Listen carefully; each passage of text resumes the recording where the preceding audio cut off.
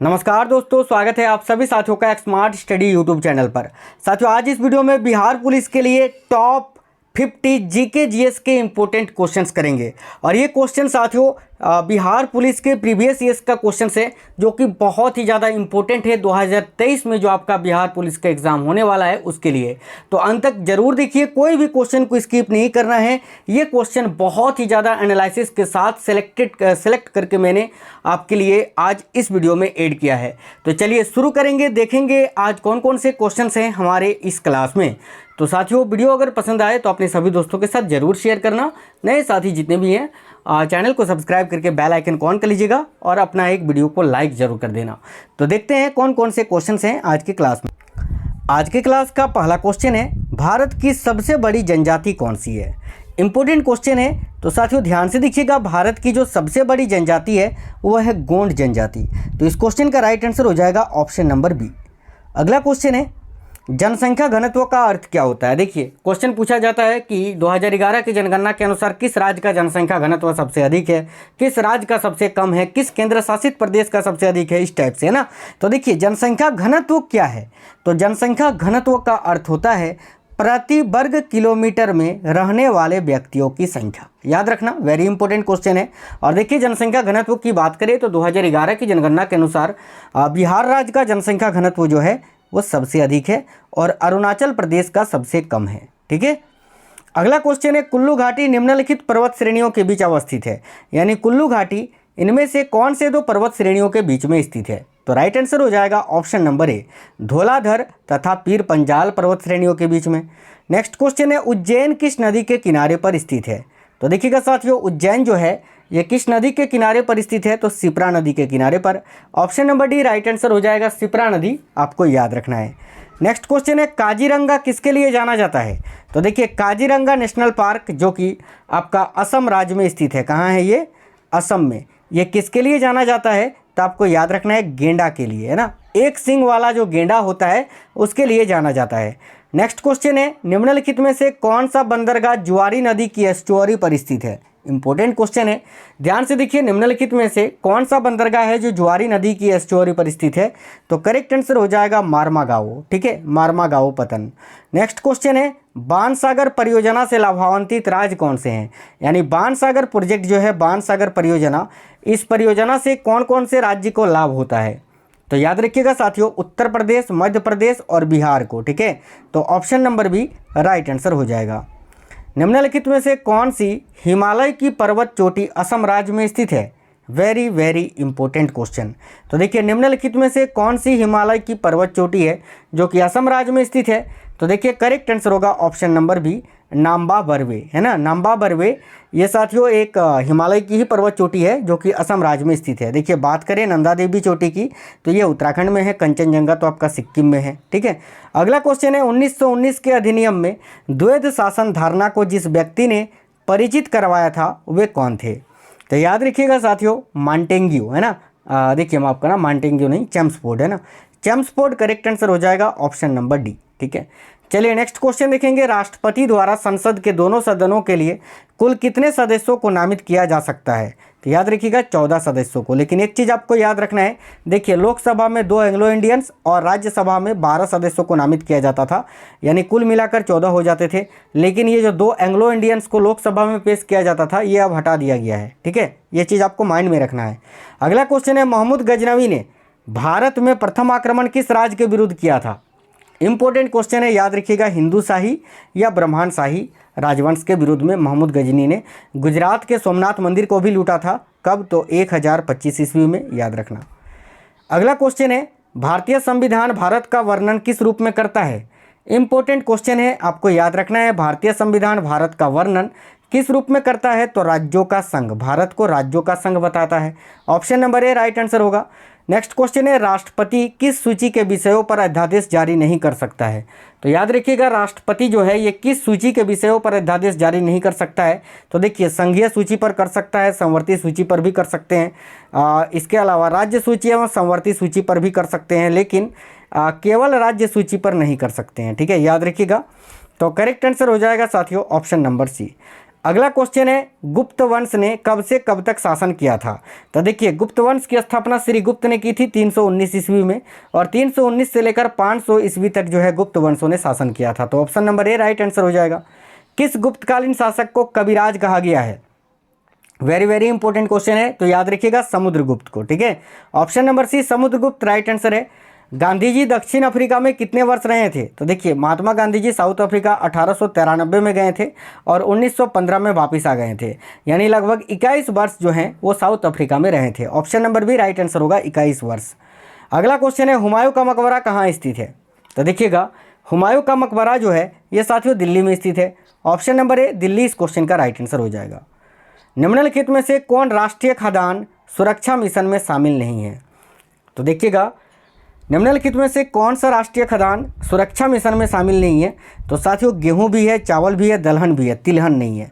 Option number A right answer हो जाएगा तिलहन।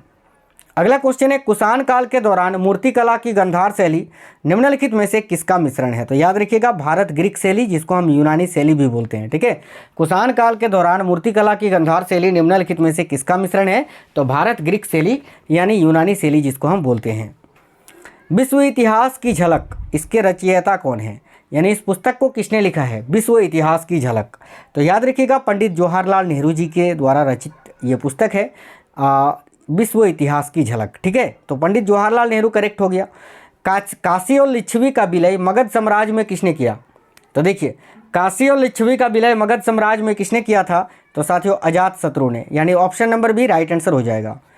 किस मुस्लिम शासक के सिक्कों पर देवी लक्ष्मी जी की आकृति बनी है?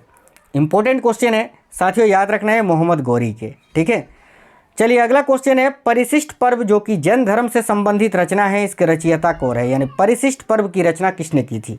तो याद रखिएगा साथियों हेमचंद्र ने। ऑप्शन नंबर सी हेमचंद्र आपको याद रखना है। साथियों ये क्वेश्चन आपके एग्जाम के लिए बहुत ही ज़्यादा इंपॉर्टेंट है, बिहार पुलिस कांस्टेबल के लिए। तो देखिए आप लोग लाइक जरूर कर देना क्लास को, क्योंकि साथियों आपके एक लाइक से हमें मोटिवेशन मिलता है। अगला क्वेश्चन है प्रसिद्ध कवि अमीर खुसरो किसके दरबार में रहते थे?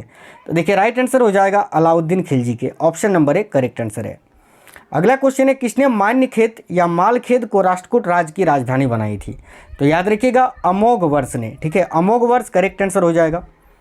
कृष्णदेव राय के दरबार में अष्टदिग्गज कौन थे? अब देखिए कृष्णदेव राय के दरबार में जो अष्टदिग्गज रहते थे वो कौन थे? तो करेक्ट आंसर हो जाएगा 8 तेलुगु कवि, है ना। वो अष्टदिग्गज कौन थे? तो 8 तेलुगु कवि थे। नेक्स्ट क्वेश्चन है राष्ट्रीय कृषि अनुसंधान प्रबंधन अकेडमी कहाँ स्थित है? इंपॉर्टेंट क्वेश्चन है साथियों, देखिएगा राष्ट्रीय कृषि अनुसंधान प्रबंधन अकेडमी जो है ये आपका हैदराबाद में स्थित है। तो option number B right answer होगा। निम्नलिखित में से किसको वास्तविक मजदूरी यानी वेतन का प्रमुख निर्धारक माना जाता है? तो याद रखिएगा मुद्रा की क्रय शक्ति को। इकोनॉमिक्स से क्वेश्चन आपको जरूर देखने को मिलेंगे, और याद रखना वास्तविक मजदूरी यानी वेतन का प्रमुख निर्धारक किसको माना जाता है? तो मुद्रा की क्रय शक्ति को। भारत के संभावित तेल क्षेत्र कौन से हैं?